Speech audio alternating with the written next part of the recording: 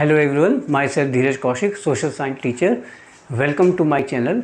आज हम लोग जो हैं आज एक वीडियो के माध्यम से हम जो हैं इकोनॉमिक्स का जो आपका सिलेबस है क्लास 9th में उसके ऊपर हम बात करेंगे। ठीक है, आज हम लोग जो बात करेंगे हम बात करेंगे the story of village Palampur के बारे में। 9th में आप लोगों का जो इकोनॉमिक्स का सिलेबस है ये उसका आपका पहला लेसन है। ठीक है, अगर हम इस शब्द के अकॉर्डिंग बात करते हैं पालमपुर, तो देखिए यहाँ पर जो पालमपुर है उसे एक आइडियल विलेज के तौर पे हाईलाइट किया गया है। जनरली अगर हम पालमपुर की बात करते हैं तो आप ये मानें कि लगभग 450 फैमिलीज़ यहाँ पे रहती हैं। ठीक है, उनमें से 80 फैमिलीज़ को आप जो है रिच कैटेगरी में शामिल कर सकते हैं, यानी अमीर लोग हैं। बाकी में आप मिडिल क्लास को या लोअर सेक्शन को जो है शामिल कर सकते हैं। ओवरऑल अगर आप चीज़ों को काउंट करें तो पालमपुर को हम एक आइडियल विलेज कहते हैं। क्यों कहते हैं? बहुत सारी चीज़ें हैं जिनकी वजह से हम उसे एक आइडियल विलेज कह सकते हैं। ठीक है, पास ही में एक बड़ा गाँव है रायगंज के नाम से, कुछ ही दूरी पर एक कस्बा है शाहपुर के नाम से। यानी एक तरीके से देखें तो ये जो गांव है वो वेल कनेक्टेड है बाय रोड। ठीक है ना, हर तरह का वाहन आपको मिल सकता है। ठीक है ना, उसमें आपकी जीप भी हो सकती है, कार भी हो सकती है, बुग्गी भी इवन हो सकती है, छोटी छोटी गाड़ियाँ भी यहाँ पे चलती हैं। यानी मीन्स ऑफ ट्रांसपोर्ट के हिसाब से हम देखें तो हम इसको एक आदर्श गाँव कह सकते हैं।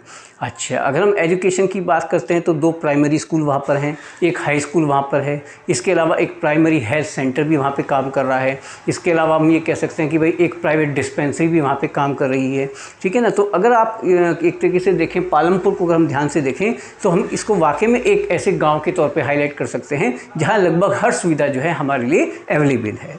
अगर हम मीन्स ऑफ इरीगेशन की बात करते हैं तो बहुत सारे किसान भाई ऐसे हैं जिनके पास जो है इरीगेशन फैसिलिटीज़ मौजूद हैं, यानी कि ट्यूबवेल का कंसेप्ट उनके पास ऑलरेडी है। तो ट्यूबवेल उनके पास है, तो इसका मतलब क्या हुआ? इसका मतलब ये हुआ कि जो इलेक्ट्रिसिटी का कंसेप्ट है वो गांव में बहुत अच्छे से काम कर रहा है।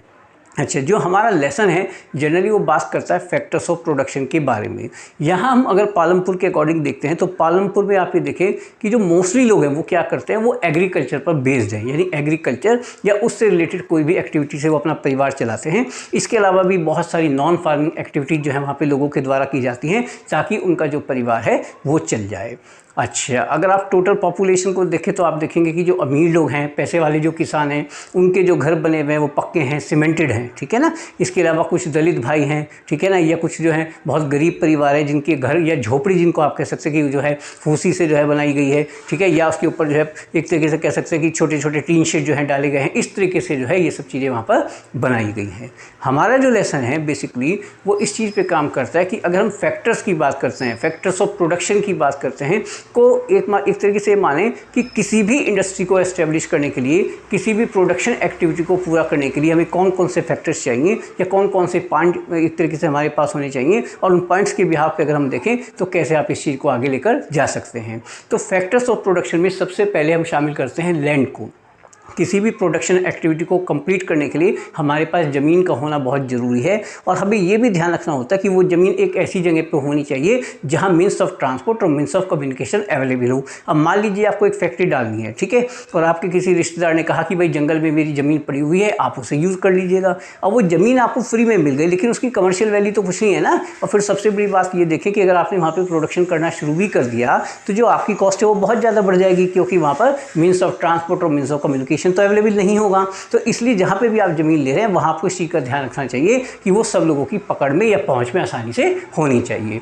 उसके बाद अगर हम बात करते हैं लेबर, देखिए लेबर के बिना तो कोई इंडस्ट्री जो है सर्वाइव कर ही नहीं सकती है। इसमें हम 2 तरह की लेबर देख सकते हैं। भाई एक व्यक्ति है जो कंप्यूटर में एंटर मारता है, ठीक है ना, और एक मोटी सैलरी ले लेता है। एक मजदूर होता है बेचारा जो सिर पर जो है बहुत सारी ईंटें रखकर लेके जाता है। यानी दोनों तरह की लेबर आपको चाहिए, वेल स्किल्ड पर्सन भी चाहिए और आपको अनस्किल्ड पर्सन भी चाहिए। उसके बाद अगर हम बात करते हैं फिजिकल कैपिटल की, इसमें 2 को आप शामिल कर सकते हैं, फिक्स्ड और वर्किंग कैपिटल को, है ना। जैसे आपके पास बिल्डिंग है, मशीनरी है, टूल्स हैं, ठीक है ना, तो इनको आप जो है फिक्स में शामिल कर सकते हैं। वर्किंग कैपिटल में हम 2 चीज़ों को शामिल करते हैं, कैश इन हैंड होना चाहिए आपके पास, है ना, और रॉ मटेरियल होना चाहिए। देखिए कोई भी प्रोडक्शन एक्टिविटी आप शुरू करते हैं, कोई भी बिजनेस आप शुरू करते हैं, तो ये मान के चले कि पहले 3 महीने तो स्टाफ को आपको क्या करना है, अपने पास से ही जो है सैलरी देनी है। तो ये पैसा आपको अलग से रख के चलना पड़ेगा। इसके अलावा कोई और बिजनेस एक्टिविटी हो सकती है, किसी चीज़ में पैसे की ज़रूरत हो सकती है, तो उसके लिए कैश इन हैंड का होना बहुत ज़रूरी है। और जिस प्रोडक्शन पे आप काम कर रहे हैं उसके लिए कच्चा माल भी आपके पास प्रॉपर वे में अवेलेबल होना चाहिए।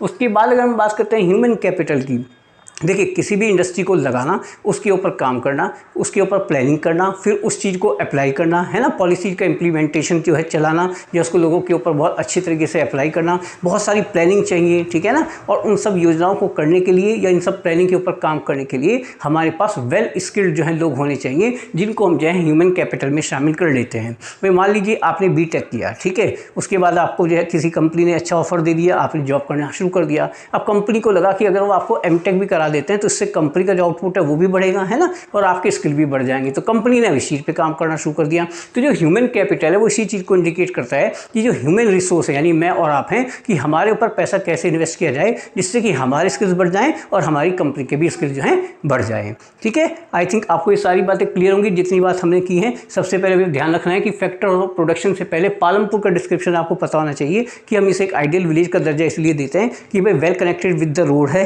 मीन्स ऑफ ट्रांसपोर्ट वहाँ पे प्रॉपर अवेलेबल हैं, आपके यहाँ स्कूल भी अवेलेबल हैं, ठीक है ना, मेडिकल हेल्थ सेंटर भी आपके यहाँ अवेलेबल हैं, आसपास का जो एरिया है वहाँ से वेल कनेक्टेड है, ठीक है। लगभग 450 फैमिलीज वहाँ पे रहती हैं, जिसमें 80 परिवार को हम अमीर परिवार कह सकते हैं। इसके अलावा और भी बहुत सारी फैमिलीज वहाँ पे रहती हैं। देन आफ्टर आपके डिफरेंट फैक्टर ऑफ प्रोडक्शन आते हैं, लैंड, लेबर, फिजिकल कैपिटल, जिसमें आप फिक्स्ड एंड वर्किंग कैपिटल को शामिल करेंगे। देन आफ्टर लास्ट में ह्यूमन कैपिटल।